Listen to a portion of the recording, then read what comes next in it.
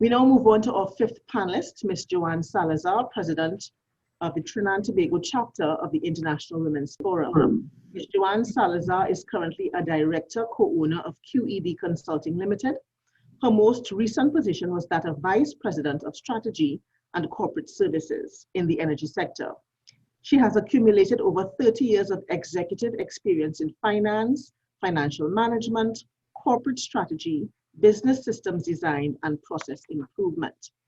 She is currently serving on 3 boards: National Flour Mills Limited, Caribbean Corporate Governance Institute, and the College of Science, Technology, and Applied Arts of Trinidad and Tobago, COSTAT. She was elected president of the Trinidad and Tobago chapter of the International Women's Forum at the end of September, where she previously served as vice president. Ms. Salazar, welcome. The COVID-19 pandemic has accelerated Trinidad and Tobago's digital transformation, requiring many businesses and consumers to transact electronically and remotely. Up-and-coming entrepreneurs now have to adapt to the new norm of doing business. In this regard, what advice would you give to young women who are desirous of starting a business during these unprecedented times? Well, good morning. Thank you very much for that introduction. Good morning to everyone.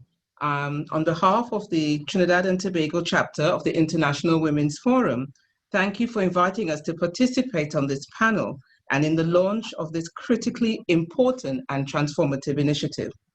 The International Women's Forum is a community of 7,000 women leaders from 33 countries across 6 continents, focused on advancing women's leadership and championing equality worldwide. We can speak to the power of having access to powerful networks dedicated to empowering women. As the question has been framed in the context of digital transformation, we would strongly recommend that female entrepreneurs, as mentioned before, develop a very good digital marketing strategy. I think we've already heard from an earlier speaker the benefit of that, and connect with consumers on social media, not just to sell their product or service, but to genuinely engage with their customers to get them excited about their brand.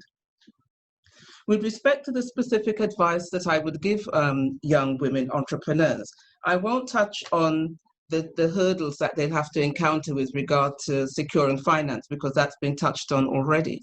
But I will speak to 3 that I think are particularly important and suggest how they may be overcome. One is social stigma. Societal norms have taught us to expect and accept certain behavioral patterns from men and different behavioral patterns from women. However, in order to survive in the world of business, women entrepreneurs need to demonstrate a high level of competitiveness and sometimes even a fair bit of aggression. These traits are the opposite to what is traditionally ascribed to women. Our advice, as you would expect, is in the face of these attitudes, be confident, assert yourself. Don't allow others' expectations to weigh you down and keep you from achieving your full potential. Success in business takes grit, regardless of gender. So don't be ashamed to stand tall, particularly in the face of criticism. A second challenge is conquering the fear of failure. Some of the problems experienced by women entrepreneurs come from within as easily as they come from an external source. In other words, it's not enough to ignore the haters, and there will be plenty of them, or even to use their critique to fuel you. To become a female entrepreneur of the highest caliber, you'll need to conquer the fear of failure, which ultimately comes from self-doubt. Research has shown that women are much more likely to suffer from self-doubt than men. It's completely normal. You need to know this. It's completely normal for business owners to experience anxiety and fear in the face of potential failure.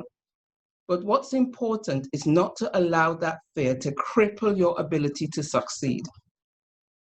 We would suggest a way to avoid or mitigate this challenge would be to learn lessons from small business failure statistics.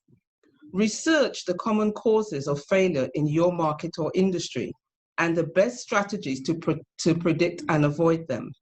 As Franklin Roosevelt once said, the only thing we have to fear is fear itself. The solution is not to ignore fear. That should not be done. That's not recommended. But rather to recognize that when there are justified reasons for fear, and take the necessary steps to clear those hurdles. And lastly, I'd like to mention the challenge of balancing work and family. How to maintain domestic and family responsibilities while simultaneously starting and operating a new business. It's one of the most common challenges faced by female entrepreneurs. Mompreneurs have it harder than others involved in women entrepreneurship, and certainly have a much more difficult time than their male counterparts. What we suggest is that though the odds are far from equal, that by no means makes business success an unreachable goal for mothers. Make a point of finding out about the amazing women who, as mothers, were able to establish successful businesses. They are all around you if you look. Another important action to take is to grow your network. Network, network, network. You are more likely to come across a new solution to an old problem than a new problem. Be prepared to learn from others, and as experience is the best teacher. I would also need to add one that I added while scribbling my notes and listening to the other speakers. Investigate all the initiatives that are available to you, including initiatives like SheTrades that are particularly geared and structured to advance women entrepreneurs. Thank you for allowing IWFTT to contribute to this panel discussion, and I look forward to learning more from the other contributors. I thank you. Thank you so much, Ms. Salazar, and I think that was very useful information for all of us to be able to be empowered and live and work to our fullest potential.